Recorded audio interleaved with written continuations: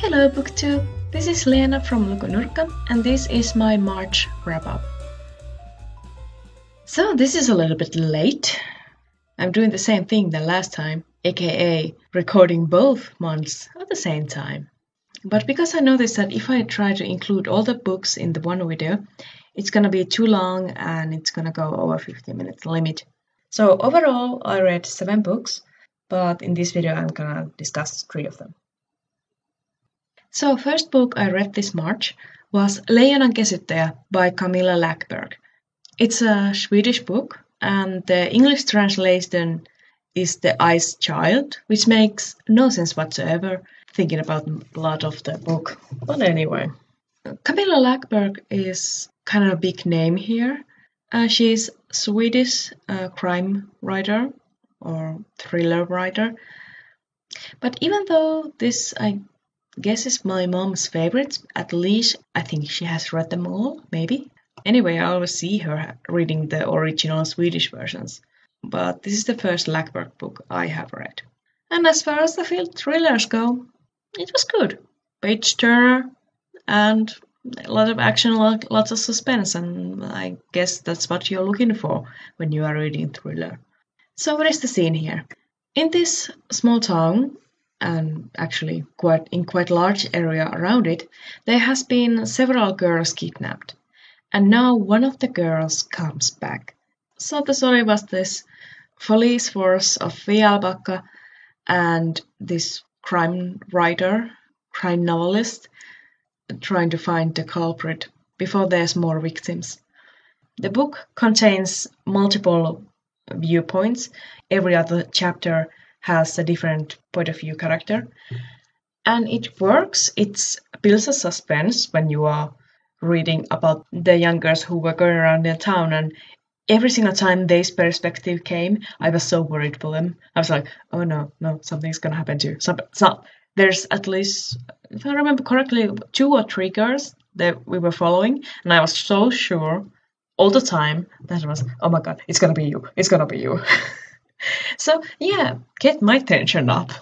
But also the multiple viewpoint gave me a little bit trouble because I have such hard times remembering anybody's names.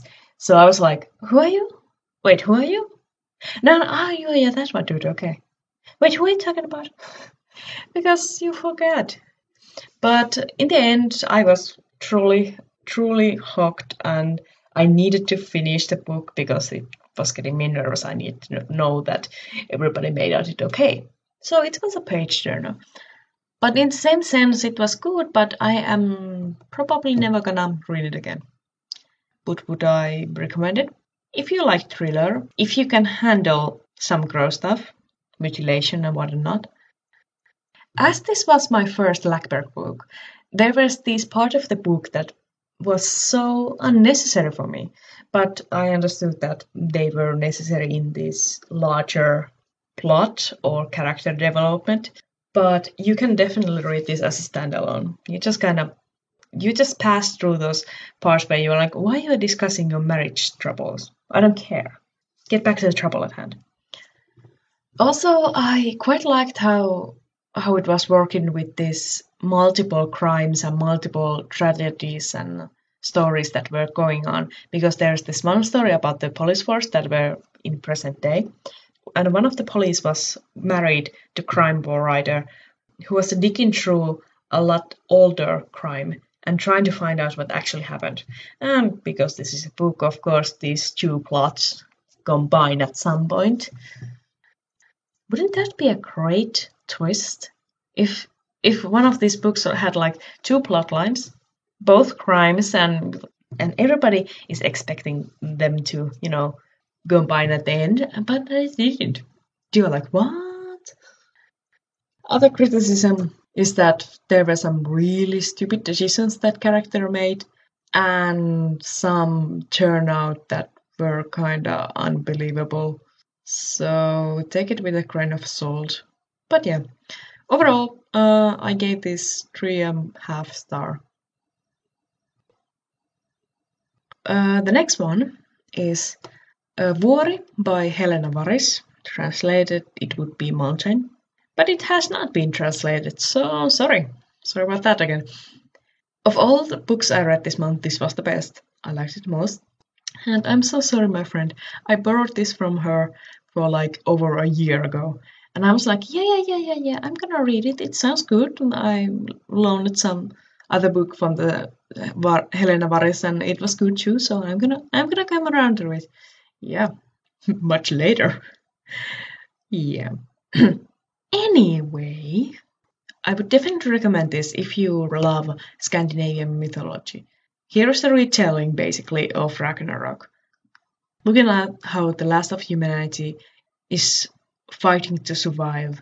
And it has a little bit survival theme and Hunger Games vibe and in the middle, but so the short synopsis of the book is that there's this city that is right next to this huge mountain that is so big that nobody ever seen the top of it. There's always this big cloud that blocks the view basically of it, but it's huge. And nobody actually questions it. And then one day, Liv, our main character, and one day she went to work, and there her boss was like, "Here's the money. Go get yourself prepared. You're gonna climb that mountain. I chose you, and I want you to survive." And she's like, "What?" And yeah, here we go. Ragnarok is coming to town. Overall, it's a good retelling of the mythologic story, and actually, I thought there was a lot of points that I kind of remembered reading about, but not that clearly. So I think I have one Scandinavian mythological book. I think I should go and read that and compare. Also, the characters were likable, and I'm always sucker for how humanity acts when the disaster happens. I gave this book a 4-star rating. I liked it. And then the third book I read was actually really funny because I was at my friend's house and I was telling about all the silly lists and games I'm participating in Goodreads. There is this one that over 50 fantasy and mythologic creature. And I was then saying, yeah, some of those are really easy, like anything from Greek mythology. Basically, you just pick them and you can see them. But where the hell I'm going to find Wendigo? And she was like, well, I have this book that has Wendigo in the title. I was like, oh, thanks. I clearly need to open my mouth more often. So she gave me Wendigo ja muita yliluonnollisia kauhukertomuksia. Translated Wendigo and Other Supernatural Horror Story, which is a collection of stories. I think the main selling point is that those are the writers that Lovecraft liked himself and was recommending and praising. So I read it, and the best story was the one with the Wendigo. Although I have to say, this I don't remember the Wendigo story's title of itself. It was by Algernon Blackwood from 1910. I did not put down the name for it, sorry. But anyway, it happened in the deep forests of the Canada, and it was continuously describing the nature, how there was no humanity around, how it was all wilderness. And I was like, that is some dream vacation location. Let me get there. I want to hide there. And he went on describing this beautiful landscape, beautiful scene. And I was like, oh my God, any Finn would love to be there. You know, that campfire, you can see sunset, and there's this whole timber woods and lakes, and it's, yes, I want to go there. Yeah. Who cares if there's no people around? For Finns, that is actually a plus. And of course, there's this my modern thinking that when he was saying there's places that no people has ever set their foot on, I was like, I wish. Is there any place that people have not been? So I was like, yeah, I hope they stay that way. But still, when the actual supernatural stuff started to happen, that was interesting and got a credit too. But the start, I was like, I have definitely a different feel of the story than you are trying to give me. But anyway, check that one off the list. Besides that Wendigo story, its collection.